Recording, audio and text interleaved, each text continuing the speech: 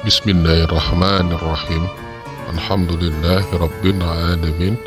Wassalatu wassalamu ala asrafil anbiya'i wal mursalin sayyidina wa maulana Muhammad wa ala alihi wa sahbihi ajma'in. Amma ba'du. Kecintaan seekor ular terhadap Rasulullah Sallallahu Alaihi Wasallam sampai menahan rindunya hingga ribuan tahun di dalam gua Sur. Kisah ini saat para Quraisy berkumpul mengadakan rapat tepatnya di Darul Arqam. Kumpullah di situ dedengkotnya Quraisy, di antaranya Abu Lahab dan Abu Jahal. Mereka membicarakan untuk menyingkirkan Nabi Muhammad Sallallahu Alaihi Wasallam. Abu Lahab berkata, apalagi yang akan kita lakukan terhadap Muhammad? Semua sudah kita lakukan. Abu Jahal menjawab, dari dahulu sudah saya katakan, bunuh saja itu Muhammad. Abu Lahab berkata, bagaimana membunuhnya? Muhammad memiliki saudara dan handai tolong. Tentu keluarganya akan menuntut balas. Begini saja, di Quraisy ini banyak sekali suku-suku. Masing-masing suku memiliki jawara.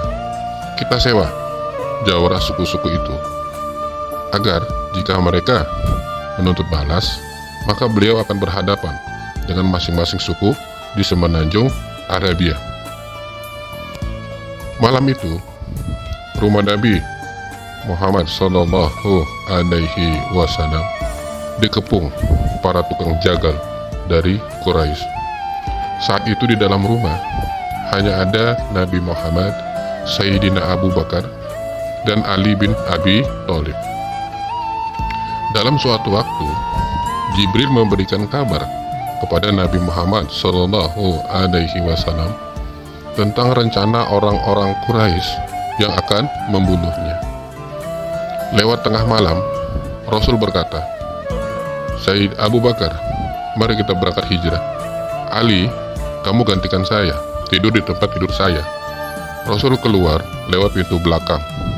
Saat itu, rumah sudah dikepung rapat oleh para Quraisy. Terjadilah keajaiban, seperti yang Allah ceritakan dalam surah 36, yaitu surah Yasin ayat ke-9. Waja'alna min baini aydihim sadaw wa min khalfihim sadaw fa'asaynahum fahum la yubsirun.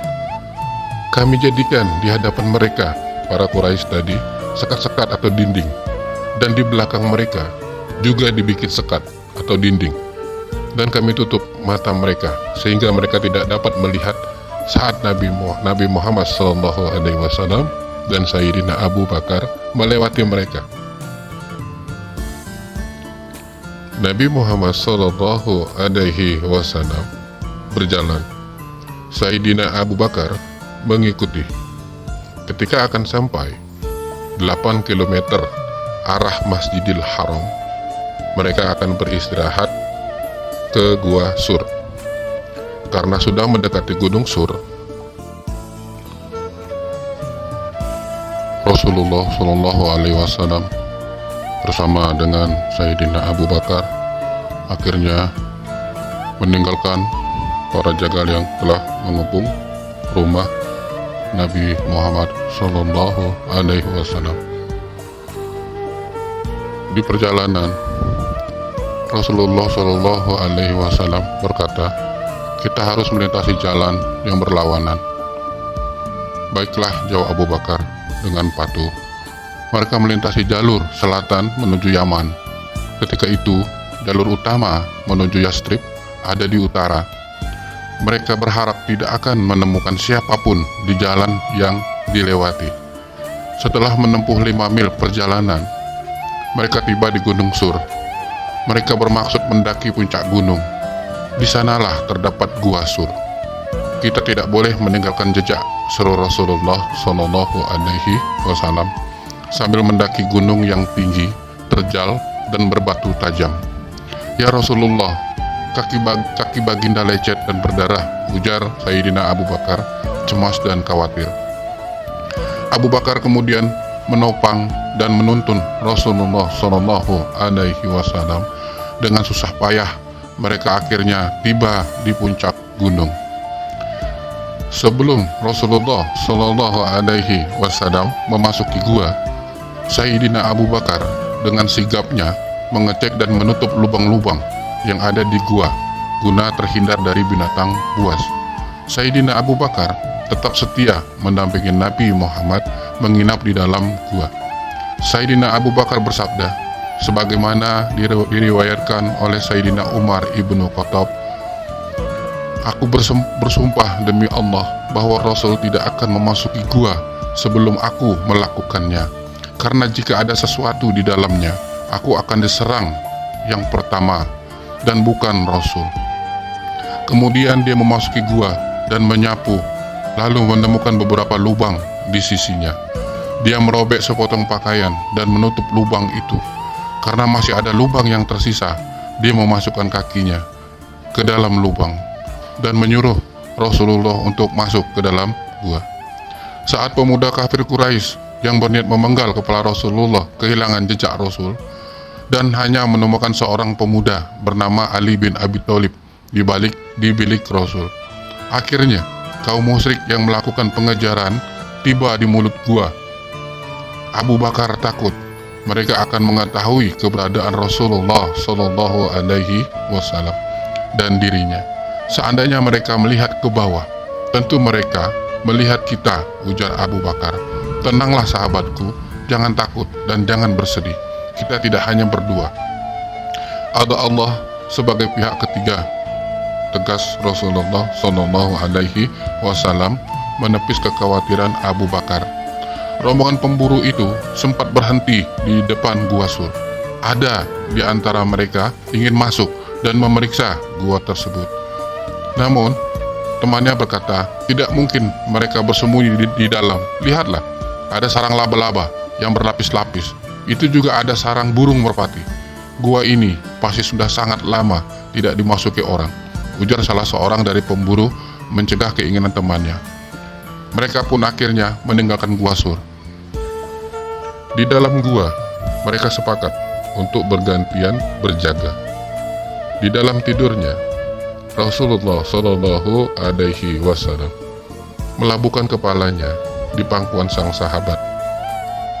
Di dalam gua yang dingin dan remang-remang, tiba-tiba seekor ular mendesis keluar dari salah satu lubang yang belum ditutup oleh Sayyidina Abu Bakar.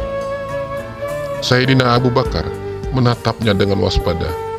Ingin sekali ia menarik kedua kakinya untuk menjauh dari hewan berbisa ini. Namun, keinginan itu dienyahkan dari benaknya karena tidak ingin ia mengganggu tidur Rasulullah Shallallahu Alaihi Wasallam. Bagaimana mungkin saya tega membangunkan kekasih Allah Subhanahu wa Ta'ala itu?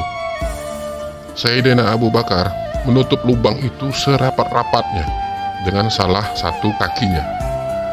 Lalu ular itu menggigit pergelangan kakinya.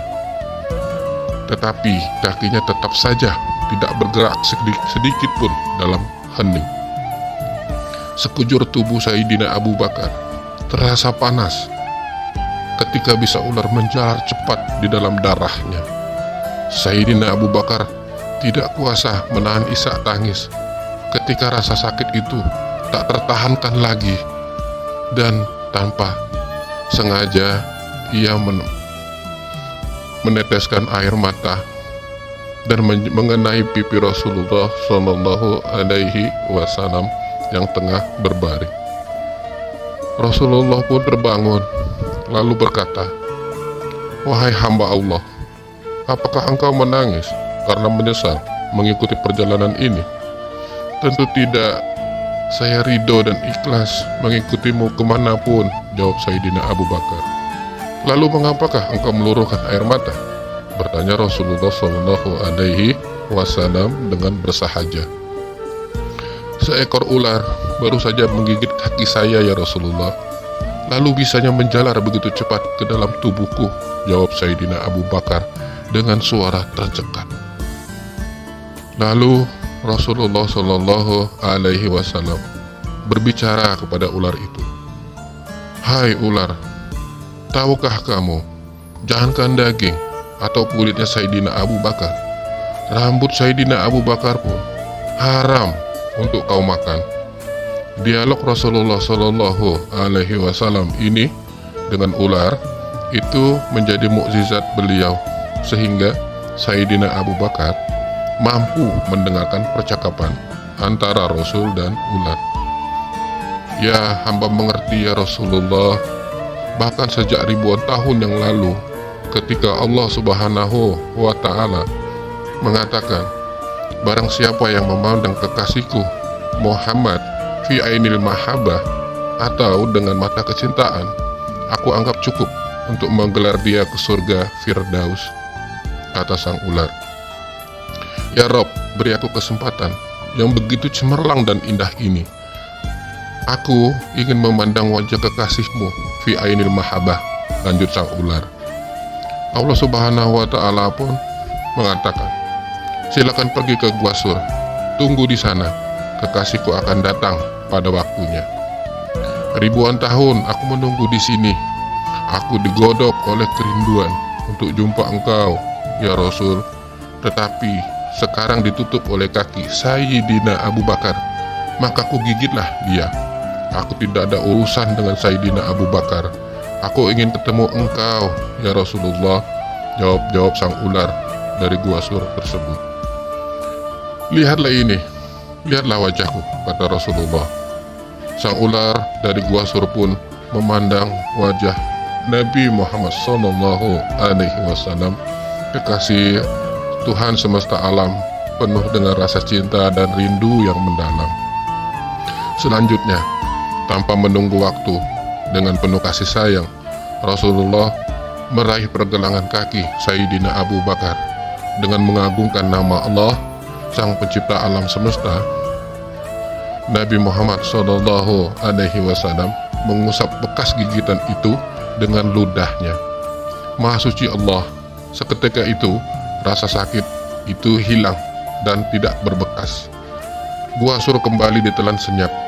Kini giliran Sayyidina Abu Bakar yang beristirahat dan Rasulullah Shallallahu Alaihi Wasallam yang berjaga. Sayyidina Abu Bakar menggeleng kuat-kuat ketika Nabi Muhammad menawarkan pangkuannya untuk beristirahat. Tak akan rela dirinya membebani pangkuan penuh berkah itu. Mereka di sana 3 malam 2 hari, lalu melanjutkan perjalanan ke Madinah Al-Munawwarah.